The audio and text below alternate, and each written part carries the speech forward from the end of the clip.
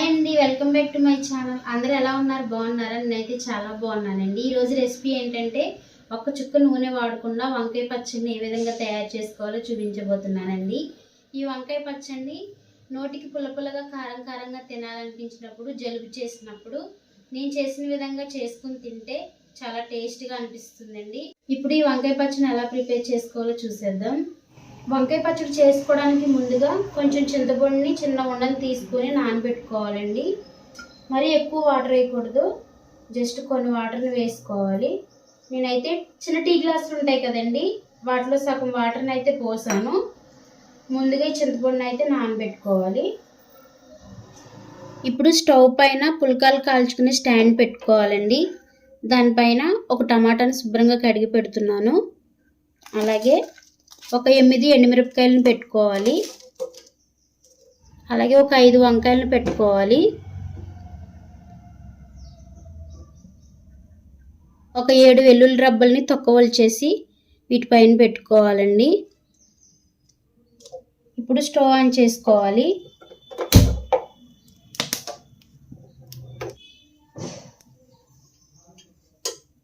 Stove on చేసుకుని ఫ్లేమ్ని సిమ్లో పెట్టి టమాటాని వంకాయల్ని కాల్చుకోవాలి. అన్ని వైపులా బాగా కాలేలాగా కాల్చుకోవాలి. ఇలా కాల్చుకుని చేసుకుంటే చాలా టేస్ట్గా ఉంటుందండి పచ్చడి అయితే. చూసారు కదా, నేనైతే స్టాండ్ని అన్ని వైపులా తిప్పుతున్నాను.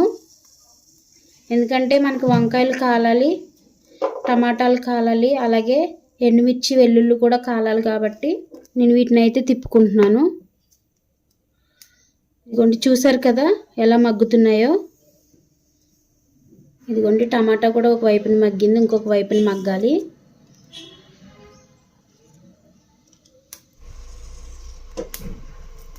ఇదిగోండి, వెల్లుల్లి మిరపకాయలు అయితే కాలిపోయాయి. ఇప్పుడు వీటిని ఒక ప్లేట్లోకి తీసేసుకుందాము.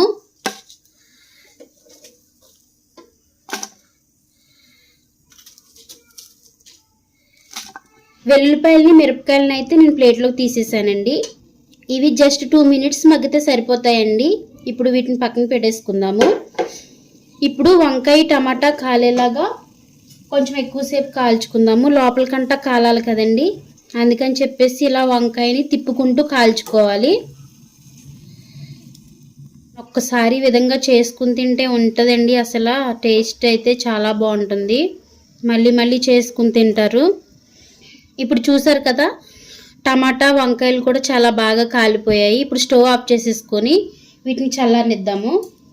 వంకాయ టమాటా చల్లారే లోపల ముందుగా కాల్చుకుని పక్కకు తీసుకున్న వెల్లుల్లిపాయలు ఎండుమిరపకాయలని ఇలా ఒక రోట్లో వేసుకుని దంచుకుందామండి. ఒకవేళ మీ దగ్గర ఇలాంటి రోళ్ళు లేకపోతే కనుక మిక్సీ జార్లో వేసుకుని కూడా దంచుకోవచ్చు. ఇలా కూడా టేస్ట్ బాగుంటుందని చెప్పేసి నేను ఈ విధంగా దంచుతున్నాను.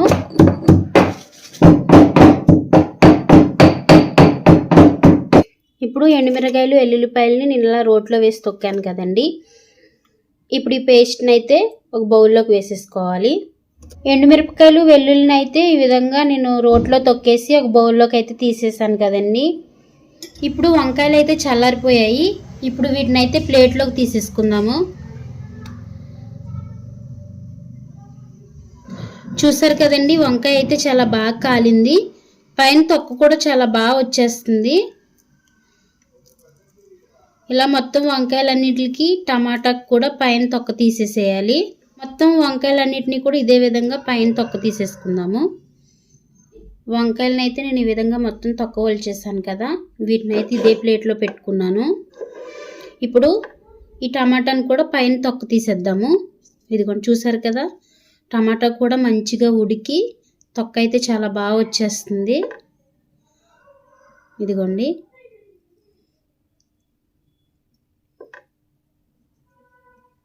టమాటాను కూడా నేను మొత్తం తొక్క అంతా ఒలిచేసాను. ఇప్పుడు వీటిని బౌల్లో వేసుకుందాము. తొక్క ఒలిచేసుకున్న టమాటాని వంకాయలని అయితే ఎండుమిరపకాయలు వెల్లుల్లి పేస్ట్ వేసుకున్న బౌల్లోకి అయితే వేసేసుకోవాలి. మొత్తం చేతితోనే ఈ విధంగా కలుపుకోవాలండి. వంకాయలని టమాటాను కూడా ఇలా స్మాష్ చేసుకోవాలి చేతితోనే. చూసారు కదండి బాగా ఉడకడం గురించి ఎంత మెత్తగా స్మాష్ అయిపోతుందో. టమాటా నలిగేలాగా మొత్తం చేతితో స్మాష్ చేసేసాను కదా. ఇప్పుడు దీంట్లో చింతపండు పులుసు వేసుకోవాలి. ముందుగా నానబెట్టుకుని ఉంచుకున్న చింతపండుని అయితే ఈ విధంగా చేతితో కలుపుకొని ఒకసారి మొత్తం పులుసు తీసుకోవాలండి. ఇప్పుడు చింతపండు పులుసుని అయితే దీంట్లో వేసేసేయాలి.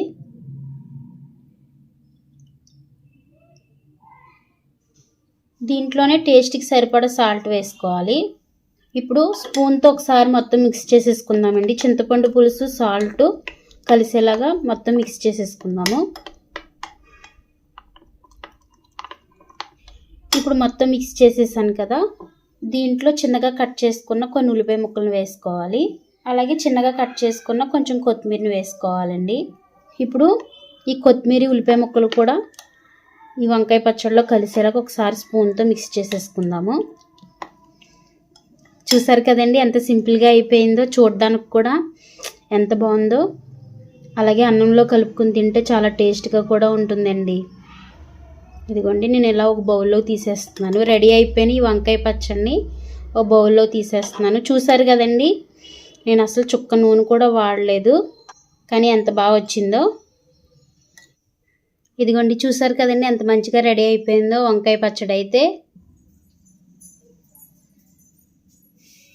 ఇదిగోండి చూసారు కదండి వంకాయ పచ్చడిని అయితే చుక్క నూనె వాడుకొని ఎంత సింపుల్గా ప్రిపేర్ చేసేసాను.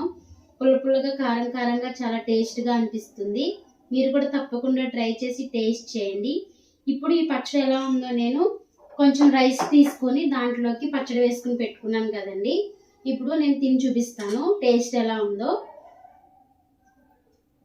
నాకైతే నోరు ఊరిపోతుందండి. ఎప్పుడు కలుపుకొని ఎప్పుడు తింటానా అనిపిస్తుంది. ఇదిగోండి నేనైతే తింటున్నాను. టేస్ట్ అయితే చాలా బాగుందండి. కొంచెం ఉప్పు పడుతుంది, కొంచెం సాల్ట్ పడుతుంది, కొంచెం చప్పగా అనిపిస్తుంది. కానీ కారం పులుపు అయితే కరెక్ట్గా సరిపోయాయండి అన్నీ.